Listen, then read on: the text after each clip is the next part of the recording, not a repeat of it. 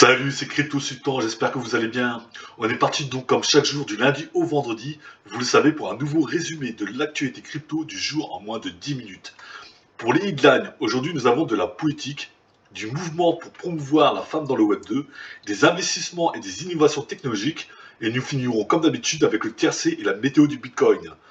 Pensez à vous abonner en cliquant sur le petit pouce bleu juste en bas et à laisser nous un commentaire, ça fait toujours plaisir. Allez, c'est parti.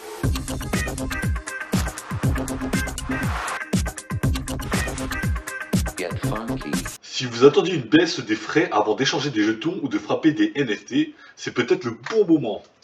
Dans son rapport le plus récent, Arcane s'appuie sur les données de Coinmetrics pour montrer que les moyennes sur 7 jours des frais de transaction Ethereum est à son taux le plus bas depuis août de l'année dernière. Il se dirige vers une baisse précipitée depuis la deuxième semaine de janvier. Cela ne veut pas dire que les choses sont bon marché pour les consommateurs moyens. Arcane évalue le coût d'un échange de jetons à environ 15 $, mais cela reste bien en deçà des 200 $ pendant une grande partie de l'automne 2021.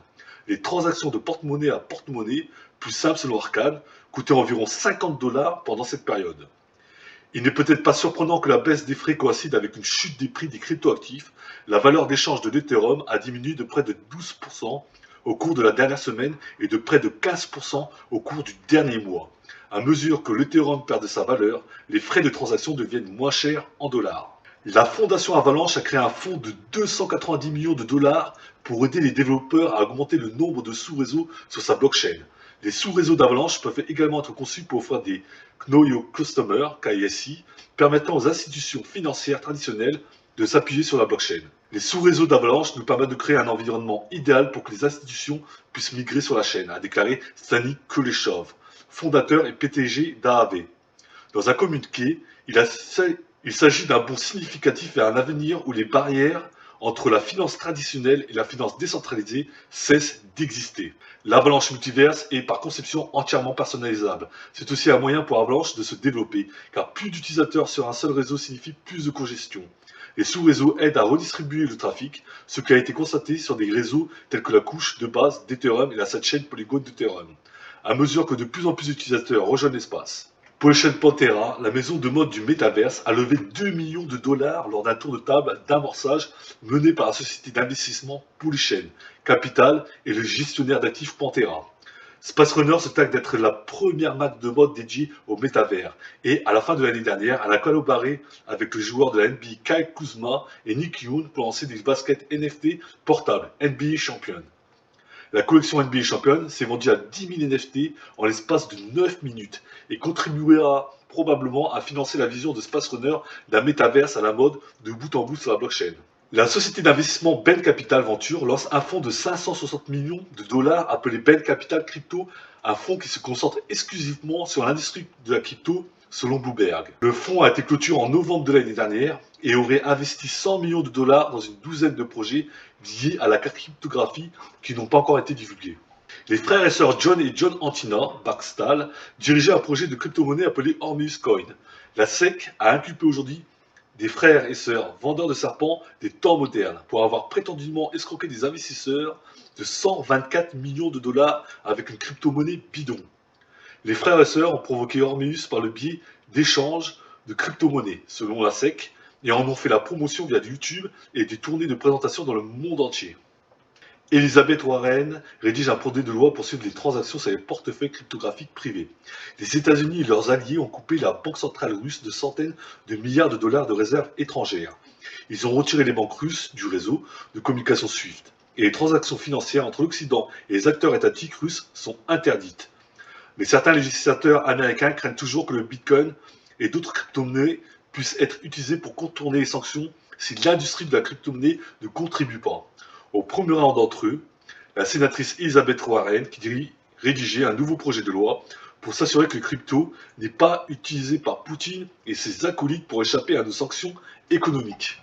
Toujours de la politique, Ron Wyden, le sénateur démocrate de l'Oregon et président de la commission des finances du Sénat, a déclaré vouloir être du côté de l'innovateur en matière de crypto selon le Financial Times.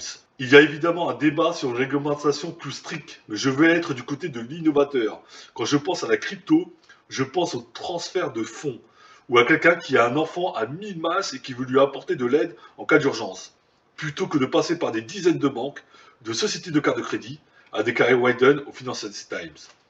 Je continue à chercher des innovations, c'est là que réside mon cœur, a-t-il ajouté.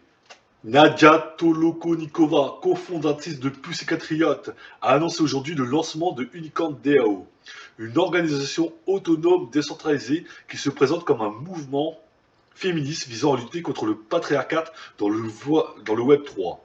Elle prévoit d'investir uniquement dans les artistes féminins, non-binaires, LGBTQ+, du Web 3. Tolokonikova, surtout connue pour son rôle dans le groupe d'art conceptuel contestataire Pussy Riot, est devenue de plus en plus active dans l'espace DAO ces derniers temps. Une DAO est une communauté en ligne qui utilise des crypto-monnaies pour organiser et motiver ses membres et régir les décisions du groupe. Madame Tolokonikova a récemment cofondé Ukraine DAO qui a levé 6,75 millions de dollars en Ethereum en 5 jours grâce à la vente d'un NFT. Un type de jeton utilisé pour démontrer la propriété d'un objet numérique représentant le drapeau ukrainien. Aujourd'hui, le jeu crypto-métaverse The Sandbox a annoncé un partenariat avec le projet d'image de profil NFT World of Woman, qui verra le projet de jeu fournir 25 millions de dollars en fonds de subvention pour fonder le WoW Foundation. La WoW Foundation est une initiative de World of Woman pour aider à amener plus de femmes dans l'espace des NFT et le métaverse en plein essor vers l'éducation et le mentorat. The Sandbox fournira les fonds sur 5 ans pour aider la fondation à atteindre ses objectifs, dont beaucoup sont liés à l'univers du jeu The Sandbox. Unstoppable Domain, dans le cadre d'un effort continu pour soutenir les femmes dans les espaces crypto et NFT, met de côté 10 millions de dollars en nom de domaine Web3 pour son initiative, Unstoppable Women of Web3. Selon un communiqué de Unstoppable Domain, plus de 60 entreprises de premier plan des secteurs Web 2 et Web 3 ont signé un engagement visant à présenter des œuvres créées par des groupes historiquement marginalisés dans au moins la moitié de tous les supports d'enseignement du Web 3. Le Premier ministre estonien Kaja Kallas a mis en garde contre l'utilisation de crypto-monnaies pour éviter les sanctions dans le contexte de l'invasion de l'Ukraine par la Russie, selon Reuters. Nous devons nous concentrer sur l'isolement total de la Russie du monde libre, aurait déclaré Kallas au secrétaire d'État américain Anthony Blinken plus tôt dans la journée. M. Kallas aurait également déclaré que toutes les banques russes et biélorusses devaient être retirées du système de paiement SWIFT et que les crypto-monnaies devaient être restreintes afin de combler les éventuelles failles dans les sanctions.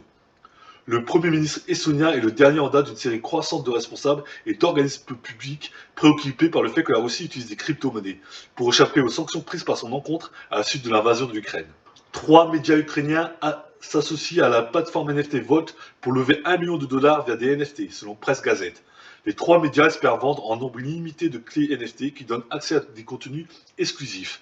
Chaque clé, selon Volt et Presse Gazette, donne accès au contenu de la courageuse équipe de journalistes, de photographes et de l'équipe d'éditorialistes de la publication, y compris des photos et des vidéos, des liens vers des articles et des lectures recommandées. Un envoi hebdomadaire spécial d'email pour les supporters et plus encore. La collection NFT du Bored Ape Yacht Club a annoncé mardi avoir fait don d'1 million de dollars à l'adresse officielle du portefeuille Ethereum de l'Ukraine. Le compte Twitter de la collection NFT a partagé l'information avec un lien de transaction Etherscan montrant qu'elle a envoyé 388 Ethereum, un peu plus d'1 million de dollars, après avoir été inspirée par les contributions des membres de sa communauté. Passons au tiercé. Pour les résultats du jour, nous avons une belle victoire de Zcash avec plus 14,72%. Rappelons que Zcash est une crypto-monnaie basée sur une blockchain décentralisée qui utilise une cryptographie sophistiquée pour offrir une meilleure sécurité et un meilleur anonymat à ses utilisateurs. Les détails des transactions ne sont pas en effet diffusés sur sa blockchain publique.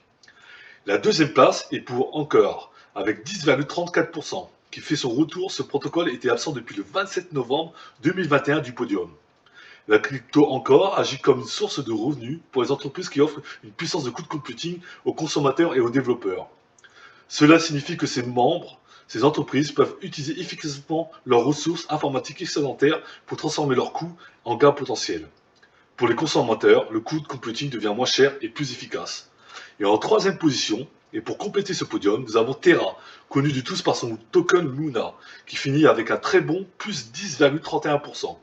La blockchain Terra, Luna, est désormais la deuxième de la finance décentralisée, en termes de valeur totale verrouillée.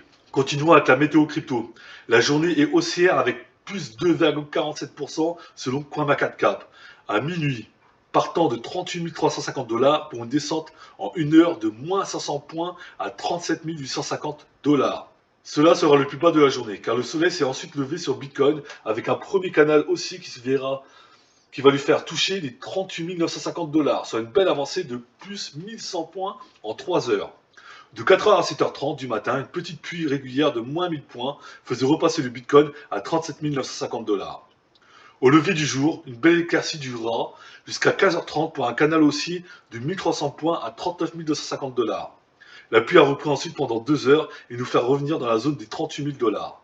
De nouveau, une inversion de tendance avec une poussée de 1300 points qui va nous emmener au plus haut sommet de la journée à 39 350 $ à 19h.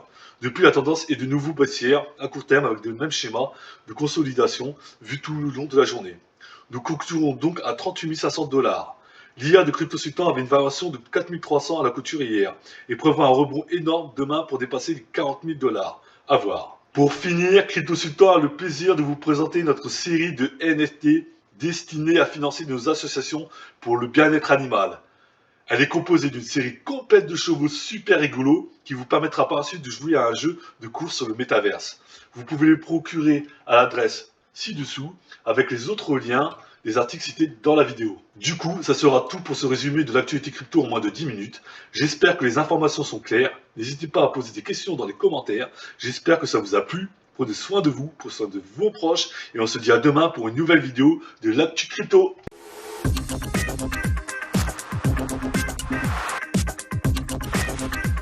Get funky.